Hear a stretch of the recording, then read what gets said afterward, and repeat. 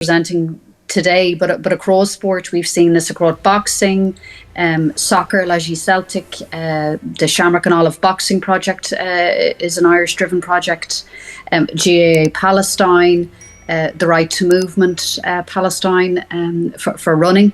But all of those, when you engage in terms of young people, and that's young boys and young girls up to adulthood, and young men and young women, in terms of engagement, like everywhere else in the world, like all human beings, love sport, are engaged and want to live normal, happy lives with their families and friends. The Palestinian people of Gaza have faced nothing but death and destruction as Israel, backed by the United States, continues its bombing and attacks. Netanyahu is killing Palestinians on one side, while the American President Donald Trump is pulling them out on the other, a new plan that has been discussed in the recent days.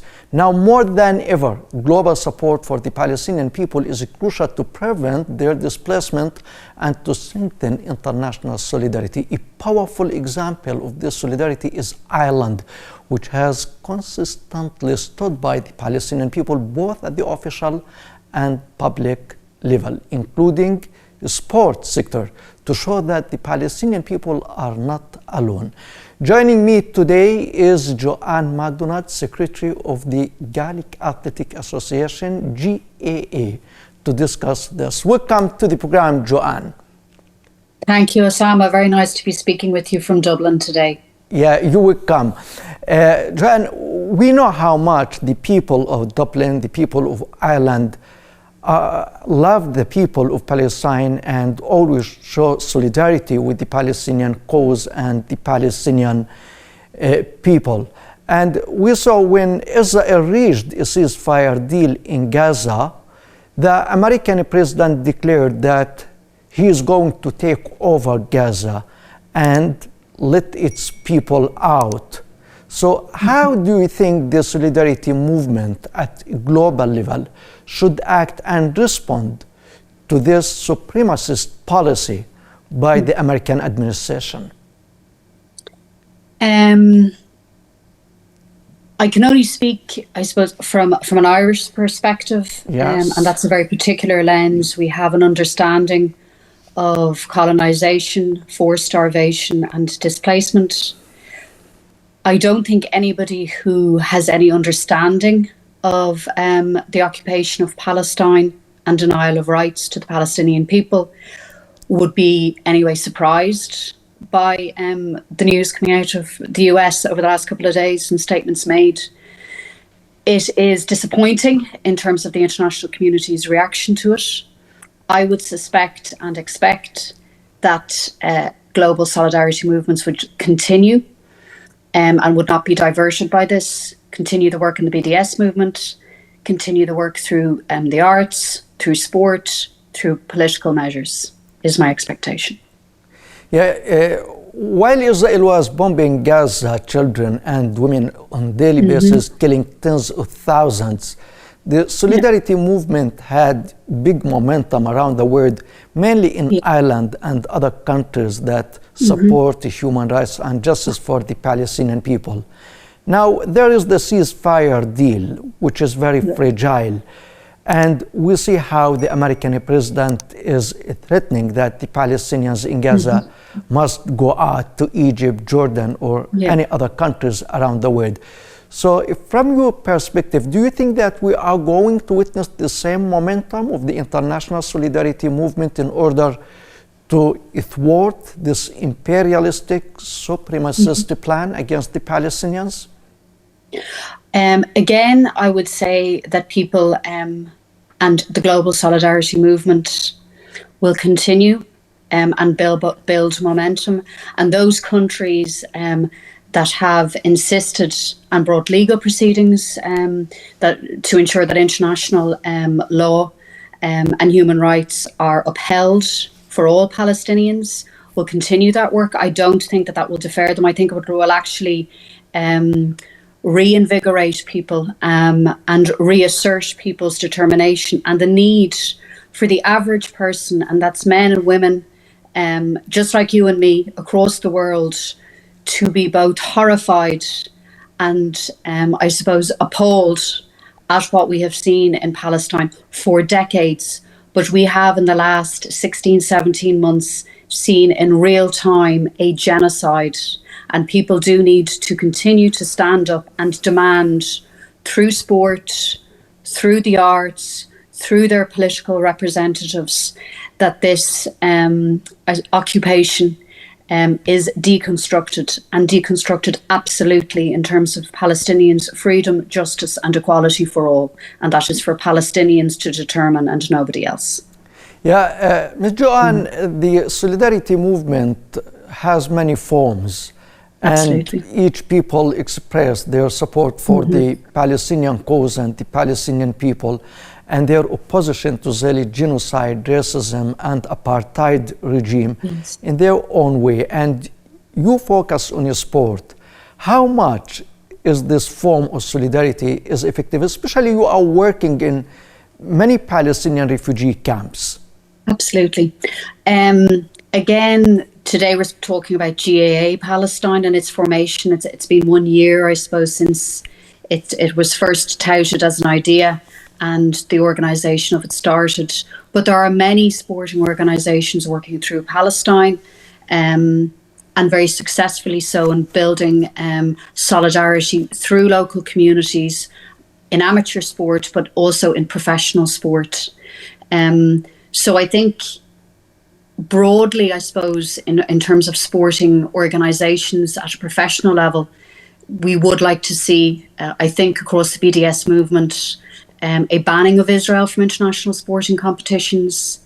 As you know, GAA, the Gaelic Athletic Association, and the sports, hurling, camogie and football, they are amateur sports.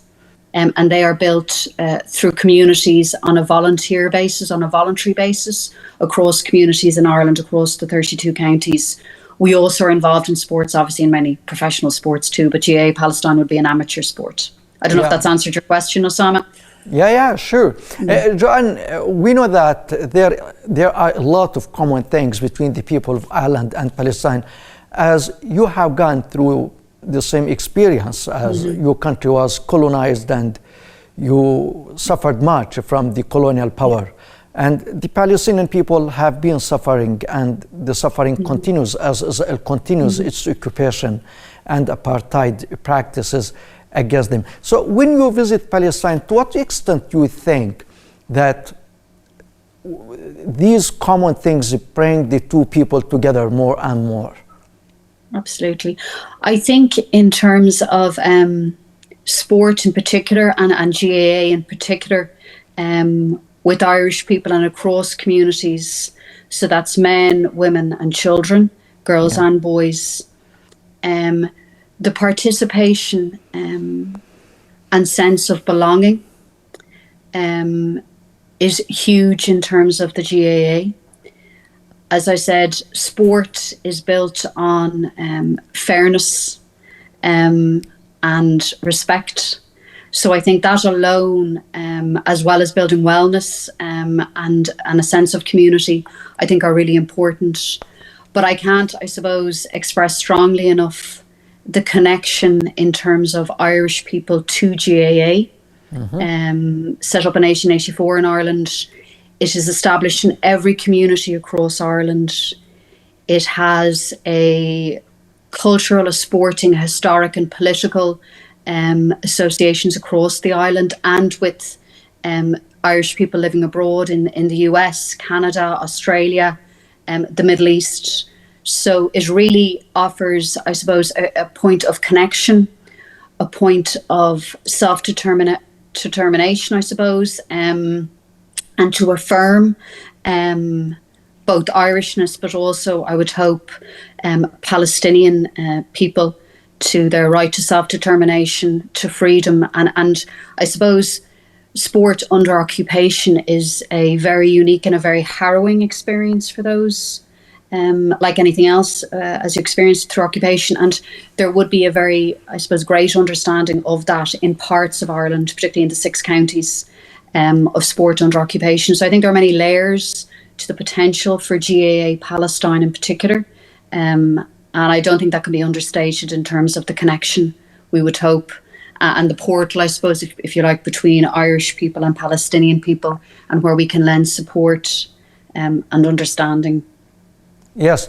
Joanne, you know that the core of the Palestinian cause is the right of the Palestinian refugees to return to the towns and villages from which they were expelled when Israel was established in 1948. And Israel is trying to revoke that right by targeting the Palestinian refugee camps. It demolished almost all refugee camps in Gaza, and we see how it is demolishing Jenin refugee camp, Tul Karim, Farah, and other refugee camps here in the occupied West Bank. So how much awareness do you think the people in Europe, in Ireland, and in the West in general are aware of this Israeli target, this Israeli plan? Of course, Israel is trying to justify that, saying that it is for security purpose, but there is nothing to do with security. It is to end the right of return. Absolutely. Unfortunately, I don't think there's enough awareness, if I'm to be honest, in terms of the traditional media in Ireland and across Europe that I have seen. So you have to actively seek it out in terms of being informed. What I would say, though, is in terms of GA Palestine, obviously Ramallah, but Jenin and Tulkarm, there are organisations afoot in terms of setting up GA Palestine there, and indeed other sports.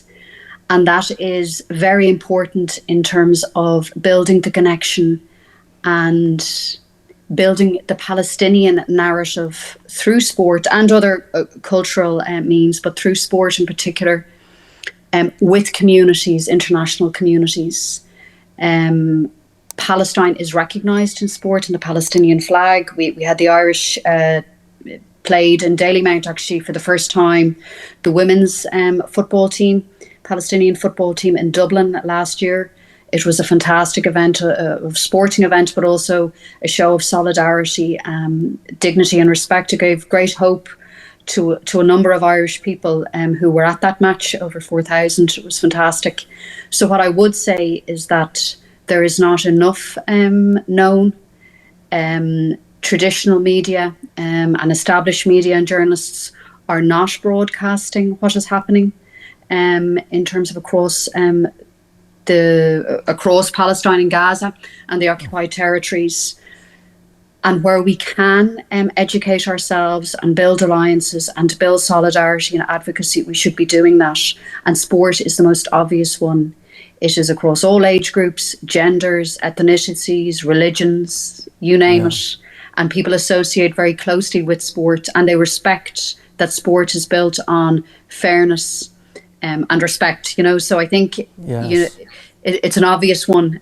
But to answer your question, we don't know enough, and enough isn't being broadcast in terms of your daily realities, unfortunately. Yeah, and my final question to you, Joanne, you mentioned that Palestinian football team playing with Irish team. The Palestinian youths here are living under Israeli occupation, under the siege, like disconnected from the world. So when you approach them, how much are they passionate for sport and for normal life and for getting engaged in the world? We have, for example, I'll use GAA Palestine because that's who I'm representing today, but across sport, we've seen this across boxing, soccer, Laji Celtic, the Shamrock and Olive Boxing Project is an Irish-driven project, GAA Palestine, the Right to Movement Palestine for running. But all of those, when you engage in terms of young people, and that's young boys and young girls up to adulthood and young men and young women, in terms of engagement, like everywhere else in the world, like all human beings, love sport, are engaged and want to live normal, happy lives with their families and friends and experience the world and be allowed the freedom to move, to play their sport, to visit other countries as Palestinians and do that safely, securely and with respect. That's being denied. It's being actively denied, and as we all know, there's a system of apartheid, and that impacts in terms of sports, if that's building of sports facilities, if that is funding of sports, movement of players around Palestine, around the occupied territories, as we know, in and out of Gaza, but equally international travel. And that must stop. It is dysfunctional.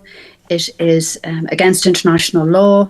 And like South Africa, there should be sanctions. And that, I suppose, would be in terms of the BDS movement and the international community that are involved with the movement would be of that belief and have been calling that for many, many years. Unfortunately, it has fallen on deaf ears. You know, with the likes of FIFA, UEFA, FIBA in terms of basketball. And we've seen massive demonstrations across Europe with regard to sport when Israeli teams do come and play. So I think there is a movement and a recognition that sport is valuable, that Palestinians deserve, and young boys and girls in particular, will break your heart, are very engaged, very open, want to play sport and lead lives just like our own sons and daughters and nieces and nephews and families, and neighbours. It's no different, you know. But I mean, if you dehumanize people, any ethnicity or any group of people to the point where you okay a situation where international law is no longer afforded to them and they are no longer afforded basic human rights, well, that's wrong, and that's when people need to stand up. And proudly, Irish people in the main have a huge support for Palestine and the Palestinian people. Yeah. Secretary of the GAA, Joanne, it has been a great pleasure having you on our program. Thank you very much. Thank you. Great. Thanks a million, Osama. Very nice to be speaking with you. Take care, Slan. Thank you. And ladies and gentlemen, thank you very much for watching. And from you, Osama Nazal, have a nice time.